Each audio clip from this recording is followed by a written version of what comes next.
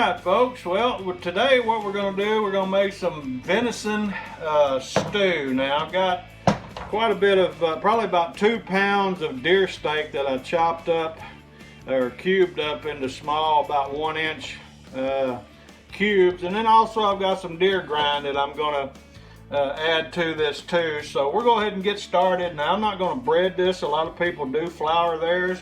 I've got my 12-inch Dutch oven here. I've got some bacon grease in it. So we're going to go ahead and just start setting this deer steak down in here and let it be browning up. And get all that browned up a little bit, and we'll come back to you here shortly and show you what that looks like as we add all these other ingredients. Alright, well we've got our venison steak in here, and I've got my deer grind in here, starting to brown this up real good. Now, only thing I added to this is some salt and pepper, and we've got our heat up pretty high in this Dutch oven, so because we're wanting to brown this real good, get a good brown on it, and then we'll go to adding all of our, a lot of people put water in it and let it stew down for a few hours, but I actually made some turkey broth yesterday from a turkey carcass, and so I'm going to be using some turkey broth with this.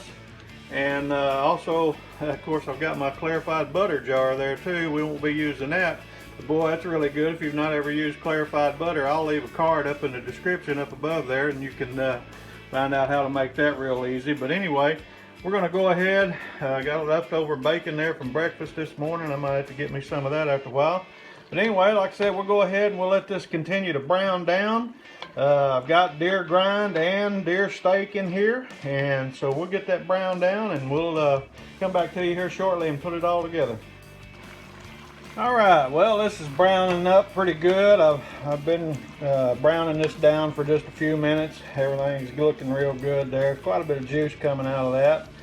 But anyway, what we're going to add to it now, I've got a little bit of garlic I'm going to add to that, about a tablespoon or so. And then I'm going to put about, I don't know, a tablespoon or two of Worcestershire sauce. That looks pretty good right there. I ain't going to measure it out. I know about what I want in there. And then I'm going to put a quart jar of this homemade turkey broth that I made.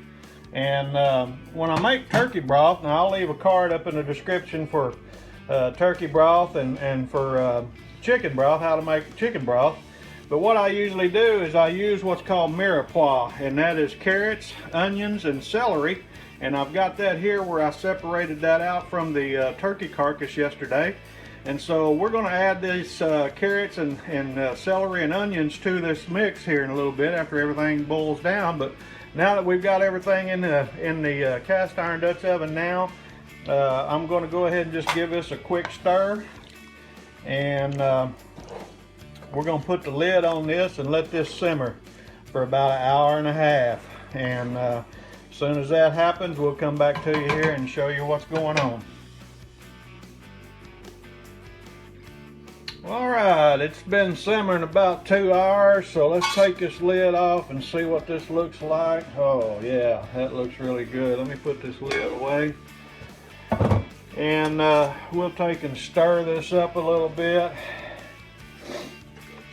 Now what I'm going to do, I've got some red potatoes here that I've cut up, probably about 6 small red potatoes I've cut up in quarters.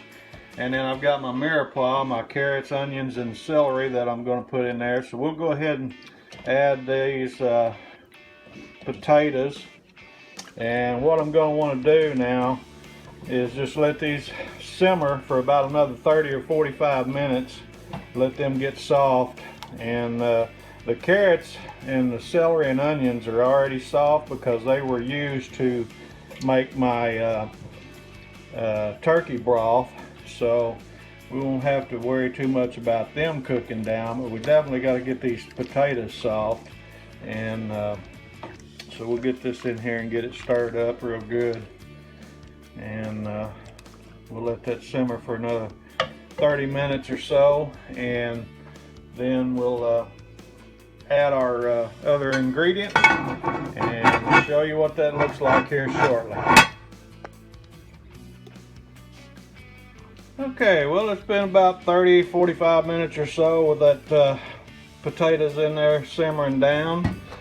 So let's take a look at that. I actually also went ahead and put the carrots and the celery and the onions in there.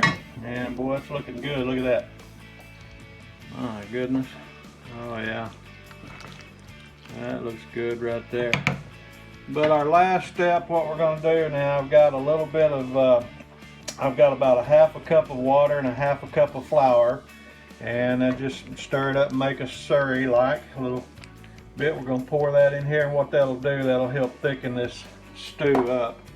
So we'll have some thick deer stew. So just want to work that in there, just mix that all up in there and let her simmer for a little bit, and that'll really begin to thicken up. And folks, that's how you make deer stew. We're going to get this together and let her thicken up just a little bit, and we'll get some in a bowl in here in a minute and show you what it looks like. Alright, this is thickened up to the consistency that I want. I want you to just look at that, man. That is so awesome looking right there. And I've got some in a bowl here, and so we're going to go ahead and give that a little taste. See what that tastes like. That's what I'm talking about right there. Man, that's so hearty. Deer stew, carrots, celery, onions. Wow, that is really good, folks. It's so thick, it's almost like a gravy. And boy, it's really good. I'm gonna be eating on this for a while. Of course, naturally, I made a big pot. Deer stew. There you have it, folks. It's Mike over here at Mr. Cast Iron. You guys need to give us a try. If you like what we're doing, hit the subscribe button, and we'll be coming back to you with more tips and recipes soon. Y'all have a great day.